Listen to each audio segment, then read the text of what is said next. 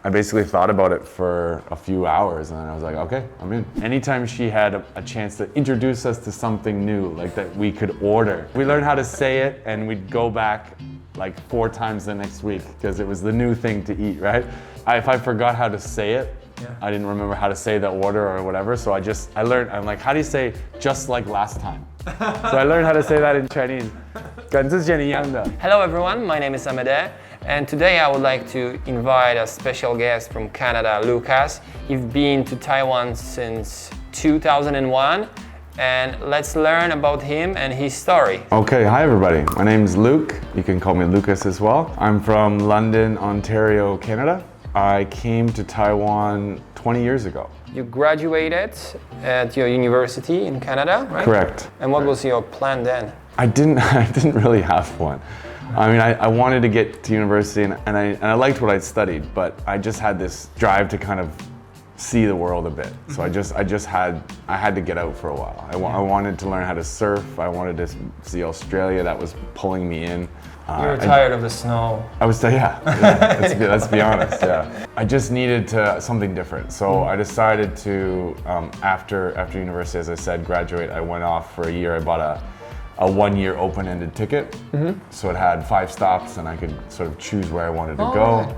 But I had to start in Toronto and I had to fly out of Hawaii to go home. So I just had to kind of match it up as I went. I see. So, but it was a very, very amazing experience. Like I wouldn't change it for the world. Yeah. I mean, it's 1 year and you're just kind of taking random jobs, doing whatever you need to do just to make a little bit of money so you can keep traveling. That's the only goal, is to extend your trip, right? So it's a very sort of humble, modest lifestyle. You just have your backpack and you go around, but you get to see the world, you get to meet new people, you get to experience new cultures, try new food. It's just, it was at that time it was the best thing I'd ever done. So that was a year of traveling, and then when I got back to Canada, I didn't have my next plan. I didn't know exactly what I wanted to do. My friend had been in Taiwan the same year that I was traveling, and he said, "Come on over. We have an extra bedroom that you can stay in.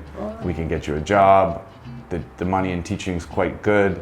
You don't have the cold Canadian winters." Yeah. I basically thought about it for a few hours and then I was like, okay, I'm in. So you made a decision to come to Taiwan in a few hours. Yeah. That's quite good. We couldn't speak the language at all, so we were eating 7-Eleven most nights or dumplings or maybe like one random noodle. So he had a girlfriend. Anytime she had a chance to introduce us to something new, like that we could order, we were so excited, like a life-changing experience because we couldn't speak the language. We didn't know how to order. They didn't have a lot of pictures on the menus at the time, so it's like, it was so hard. So like one new dish, like maybe it was a ganmian or maybe it was a beef noodles or like a hui fan or something. We were so excited, xiaolongbao, something. Like we learned how to say it and we'd go back like 4 times the next week because it was the new thing to eat, right? I had the same when I was in China. I found a restaurant. I have no idea what kind of restaurant is that, but they have pictures of all the meals on the walls, like a huge wall with the pictures with the price on it. So this one? Yes. Yeah. And you know, that was actually Xinjiang restaurant. So like my coworkers came to me and like, so you're a Muslim, right? Like, how did you come up with this idea? Because I see you all the time going to that restaurant, eating the Muslim food. So you must be Muslim, right? Because they had the pictures. I mean, it's easier. But I actually like the taste and like the food was fantastic. You know, the guy was like pulling the noodles in front, like. Oh, cool! So cool, and I wish I have a video. About that, the story with the food. It's like if I forgot how to say it, I didn't remember how to say the order or whatever. So I learned. I'm like, how do you say just like last time? So I learned how to say that in Chinese. 跟之前一样的. I just like say that wherever I went. So they saw my face and they knew exactly what to give me. So I had like my restaurants that I'd go to that I'd only get the same thing. So like on Wednesday I'd be teaching in this area and I'd go to that restaurant and I'd eat that exact thing.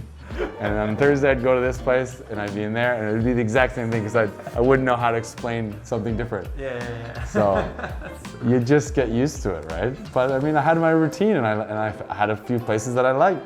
So it worked. It worked. Yeah.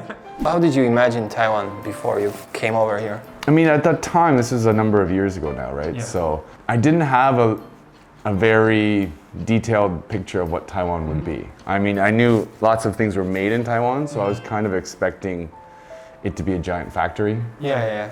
You know, at that time, more things were made in Taiwan than China. Yeah. 20 years ago. So I was not expecting to see much in the way of natural beauty. I was just expecting to see factories and dirty air. And I did get a bit of that when I first arrived, for sure. Kaohsiung was a very different place. But Kaohsiung itself has changed so much. Like at that time, this whole area where we are right now was just an empty field. There was nothing. And over the years, as I'm able to watch them improve the city. The city's come a long way and it's now very livable. I like it here. Yeah. After a few years, when you were in Taiwan, you decide to open a restaurant here, right? How was the ride having restaurant in Taiwan? Why did you do it, and what was the motivation? And I mean, I had a good group of friends here, and we just felt like there really wasn't very good Western food at that time. So we felt like if we could serve something that we wanted to eat to our friends, we could maybe make a bit of money. So it just started as that. We would only open, I think it was 7 or something like that in the evening. Teachers would finish work and they'd come in and have a bite and maybe a beer or two and then go home, right? Okay. So it was very small. We just started as a very like sort of clubhouse. This was probably 2005, 2006. They still had internet cafes around, right? So people would come and order food and then use our computer to check their email and internet and like. You had like a computer. There was no Wi-Fi back then. No, we also felt like we could maybe let a Taiwanese customer experience a little bit of that, right? Yeah, I think this is great actually. But definitely, they were scared to try at the beginning. When we opened up and we started to get busier, like you could tell Taiwanese people were like checking out, like what is going on in there with all those foreigners? Like, should I go in? No, I'm too scared. So we'd get a few Taiwanese people that were brave enough, maybe they had studied abroad or they had English, right, to try it, and then they'd tell their friends, and we had this good word of mouth thing developing, right? So then we started to get really busy with Taiwanese people, and that's when things really changed. I always kind of wanted to work for myself, so to try something new. But Taiwan is great for that. I mean, for sure. If you, as you say, you know, like you can start business and you can still wait with those licenses and things, and this is really making your life easier. You know, like if you want to do business in Europe, you first need to apply for all the licenses. If you don't, you like pay the taxes even if you don't have income in some countries. Yeah. Just ridiculous, you know. And in Taiwan, you just start slowly. It works. And it actually, I think it encourages people to start business this way. Right. Whenever you start business, you have to face some risk. But the lower the risk, the more people are gonna actually take it. Right. And the more people are gonna actually succeed. And this way, the whole economy is better. What do you miss about old Taiwan? Like the days when you came here? Of course, you were younger, you were seeing things differently. Right. There was a lot of funny things that would happen, right? Like, just different. It was kind of like the Wild West, as I said, right? Yeah, like you kind of felt like you could do whatever you wanted, which, you know, there's some good and bad with that. Yeah. But it felt very free, the freedom to kind of do whatever you want. You could drive your scooter on the sidewalk because everybody else was doing it. Yeah. It was funny, and I mean, I remember hearing of people like driving up to the 7-Eleven on the sidewalk to the front doors and bing, and then they're ordering something from the clerk on the scooter while it's still running. Right? I actually saw a picture like someone drive in to the 7-Eleven. It was in Taitung or Hualien, somewhere in the East Coast. Real story. But I think they were kicked out after that. By the way, why they don't have 7-Eleven drive-in in Taiwan for scooters?